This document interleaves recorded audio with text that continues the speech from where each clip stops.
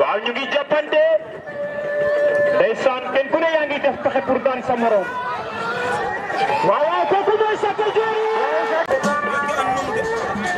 waaw waaw combat arbitre sifflé waat na combat bi waaw ñu ngi ci combat bi ñu jàppante loxo waaw waaw ñu ngi dawante ak baaraam fakat na ko Ramdan fakat na ko léegi waaye tamit waaw waaw jël na ko waaye bañ na waaw seen combat bi yooyu ndeysaan waaw waaw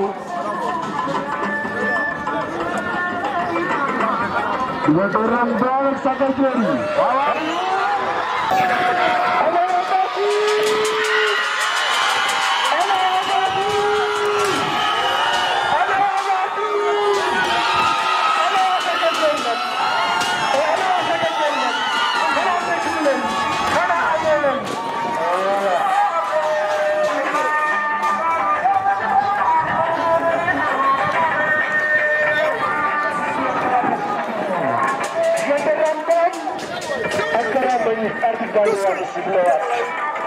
Deuxième round, c'est le troisième round. C'est le troisième round.